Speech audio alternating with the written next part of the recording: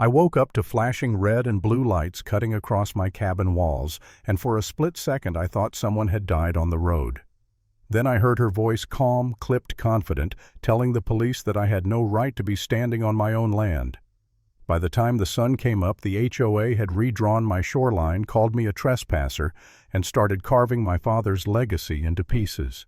And I had no idea yet that the thing they were most afraid of was already sitting in my house. I've lived on this stretch of shoreline most of my life. My name's Jake Carter, and this place, this cabin, this dock, this cove has been in my family for over 60 years. My dad bought the land back in the 1960s, back when the lake was just water and trees, and nobody talked about community aesthetics or shoreline compliance. He built the dock with his own hands, poured the concrete posts himself. I learned to swim right there, scraped my knees on those boards, watched him patch and repair it year after year like it was part of the family. When he passed, he left me the land, the cabin, and a stack of paperwork I never thought I'd need to pull out like a weapon. For decades it was quiet, peaceful. Then Heron Ridge HOA showed up. At first they were just there. A development uphill, a clubhouse, a board, newsletters full of smiling faces and rules about mailbox heights and paint colors. None of it applied to me. My land wasn't part of the HOA, never had been. I paid my county taxes, minded my business, waved at the neighbors. I thought that was enough. It wasn't. The pounding of engines woke me before dawn that morning. Low, steady, the kind of sound that doesn't belong on a quiet lake. I stepped barefoot onto cold floorboards and peered through the window. 2 sheriff's trucks sat across my gravel gate lights flashing, and standing just beyond them, clipboard tucked under her arm like it was a badge of office, was Bethany Crowell, the HOA president. I stepped onto the porch as a deputy raised his flashlight and asked my name.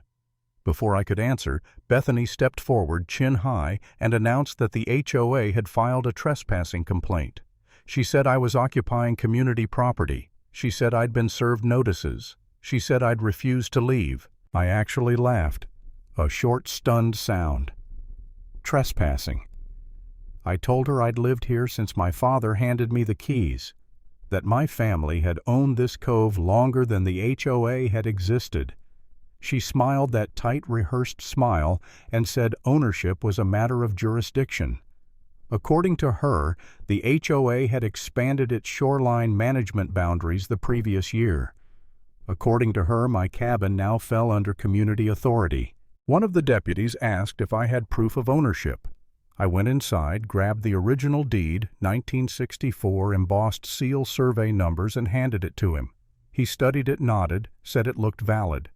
Bethany stepped closer and said it was irrelevant. The board's authority superseded outdated documents. She said my dock obstructed shared water access. Shared. Like my father hadn't built that thing before she'd ever heard the word HOA. The deputies hesitated, said they'd need to verify jurisdiction. For the first time I saw Bethany's confidence flicker, just for a second. The trucks backed away, lights fading into the gray morning. Bethany stayed staring at me like she was memorizing my face, then finally turned and left. That should have been the end of it. It wasn't. As the sun came up, I walked the property line. That's when I saw them bright orange survey flags marching diagonally across my land toward the shoreline. Fresh plastic, clean stakes. Someone had been out there in the night marking my property like it was a sketch they could erase. That was the moment I knew this wasn't a misunderstanding. It was a move. By midday, the HOA escalated. Contractors showed up without knocking, unloading lumber and fencing. They told me they were there for a shoreline stabilization project under HOA authority.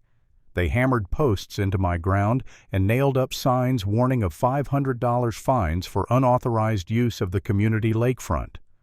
One of them hauled a panel from my own lumber stack and blocked my access to the dock my father built. I stood there filming, my jaw tight, my hands shaking just enough to notice. I told them they were trespassing. They told me to take it up with the HOA. That night I barely slept.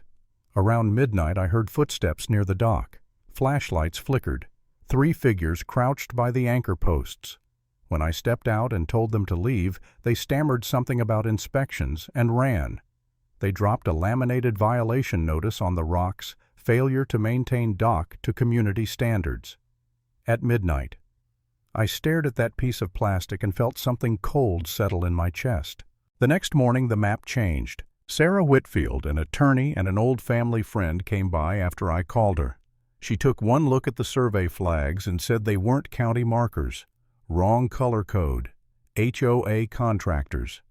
We went inside and pulled up the county parcel system. My land was there, but not right. The shoreline bulged inward. 60 feet of lake now overlapped my property. Margin notes listed the HOA as an adjacent governing authority. I felt sick. Paper beats reality. I could stand on that dock all day long, but if the paperwork said otherwise, I'd lose. Sarah found the fraud immediately. Forged stamps, fake initials, a hydrology seal that office never issued. Someone had altered a GIS file and pushed it upstream, counting on me never noticing. The pressure came from every direction after that. More flags, more violations, drones hovering over my dock at night, floodlights from the HOA's communal pier sweeping across my cabin like searchlights. At one point, a drone clipped a tree and crashed near my porch. It had a sticker on it, Hail Development, developer-grade equipment, not HOA, not security. That was when it clicked. This wasn't about rules. It was about land. Even then, I almost broke. There was a night I sat at the kitchen table staring at that altered map, listening to the hum of lights across the water, and I honestly wondered if I was wrong, if I'd missed something, if I should just sell and walk away. The HOA had money lawyers' connections. I had a cabin, a dock, and a growing sense that the ground under me was shifting. That's when I opened my father's old lockbox. It was heavy, tucked beneath decades of neatly labeled envelopes. Inside were surveys notes and one document I'd never seen. A notarized agreement from 1973 granting my family exclusive water access rights to the cove, in perpetuity, before the HOA, before any modern shoreline ordinances. Sarah read it once, then again, and looked up at me like she'd just found a loaded weapon. That agreement didn't just protect the dock. It protected the shoreline, the water, everything they were trying to take. The HOA didn't know it existed. They found out at the emergency meeting. Bethany stood at the front of the community center presenting doctored photos and fake environmental data, pushing a motion to suspend my shoreline access for community safety. When she called for a vote, I stood up. I asked to see the raw test results.